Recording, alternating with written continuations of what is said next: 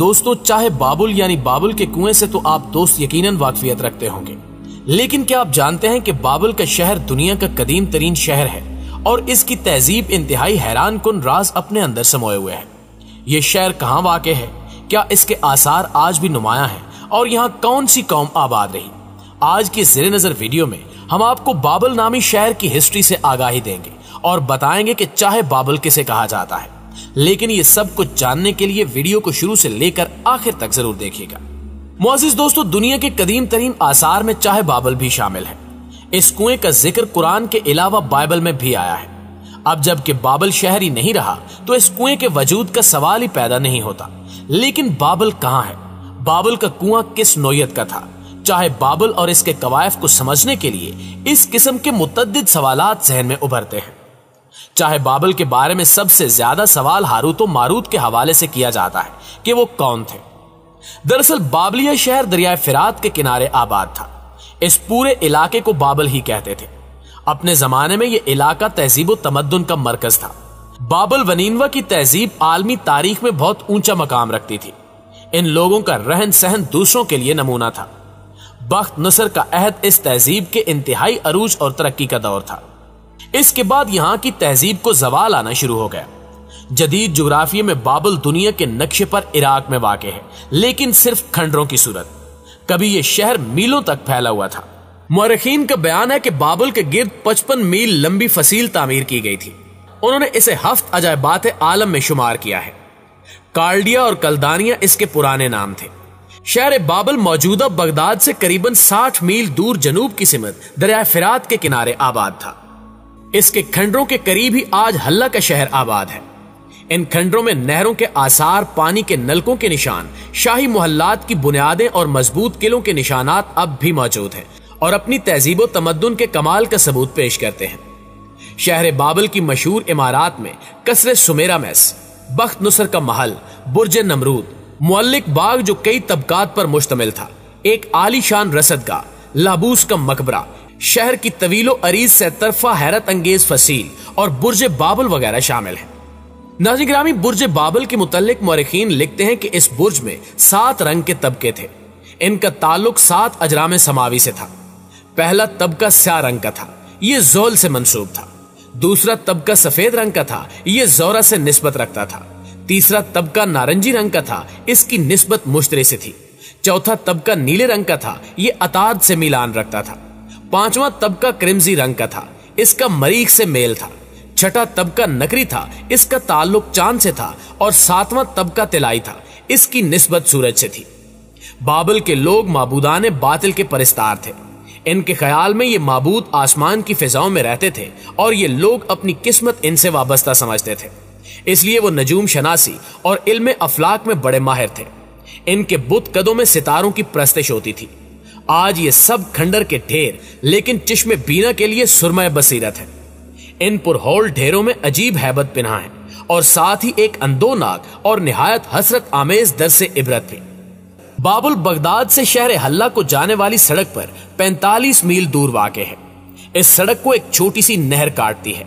यहीं से बाबुल की हदूद शुरू हो जाती है। ख्याल किया जाता है कि यह शहर की फसील थी। आध मील आगे चले तो एक छोटा सा अजायब घर है और इसके मुत्तसिल एक रेस्ट हाउस बना हुआ है। ये दोनों इमारतें हुकूमत इराक के महकमे आसार कदीमा ने तामीर कराई हैं। अजायब घर में बाबुल के कुछ अजायबात, तस्वीर कशी और नकाशी के नादिर नमूने और कदीम शहर का मिट्टी से बना हुआ मॉडल रखा हुआ है। अजायब घर की पुष्ट पर एक टीला है जिस पर निशाने राह की तख्तियां नस्ब है। कुछ आगे बख्त नुसर के जलूस का रास्ता है। मशरक की सिमत नैन माह का एक छोटा सा माबिद है। दोस्तों, इस इलाके को करीब से देखने वाले ये भी बताते हैं कि गुजरगाह जलूस के मगरिब में एक इमारत है जो जनूबी महल के नाम से मशहूर है। दूसरी इमारत मुअल्लक बाग की है जिसे मोहल्ले आजम भी कहते हैं। इससे थोड़ी दूर आगे एक तहखाना है। कहते हैं कि यहां नमरूद ने हजरत शुएब अलैहिस्सलाम को शेर के आगे डाला था। इस तहखाने की दीवारों पर तस्वीर बनी है जो उस दौर के माहिरीन फन की फनकारी का एक बेहतरीन नमूना है। जो ईंटें यहां इस्तेमाल हुई वो अपनी शनाख्त और मजबूती के एतबार से दौरे हाजिर से बहुत बेहतर है।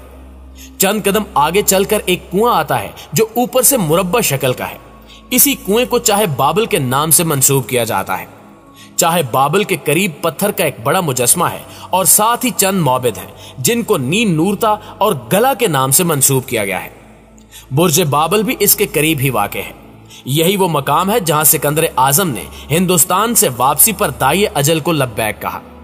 खंडरों से 2-3 मील के फासले पर एक मस्जिद का गुंबद नजर आता है। कहते हैं कि यह मस्जिद हजरत अली करमुल्लाह वजह ने तामीर करवाई थी। इसके गुंबद और दीवारों पर निहायत नफीस नक्शो निगार है। इन्हें देखकर यूं महसूस होता है कि जैसे कारीगर अभी चंद दिन पहले ही काम से उठकर गए हैं। कुतुब में आता है कि बाबुल के बानी का नाम नमरूद बयान किया गया है। उसका जमाना करीबन 4000 साल कबल मसीह पहले आया। इसके बाप का नाम कूश और दादा का नाम हाम था। हजरत ईसा अलैहिस्सलाम से कोई 4,500 साल कबल बनु आद के सामी कबीले ने बाबुल पर कब्जा कर लिया। 2 या 250 साल इनकी हुकूमत रही। सामियों के बाद इस पर यलामी खानदान का कब्जा हो गया। वो नमरूद इसी खानदान का एक हुक्मरान था जिसने खुदाई का दावा किया। दोस्तों, नमरूद इसका खानदानी लकब था। इसका असल नाम जुलामर बयान किया गया है।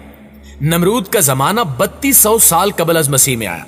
इसी नमरूद ने हजरत इब्राहिम अलैहिस्सलाम को जिंदा आग में जलाने का हुक्म दिया था। इस खानदान के बाद बाबुल के बादशाहों में बनुकद नसर बहुत मशहूर हुआ। इसे बख्त नसर भी कहते हैं।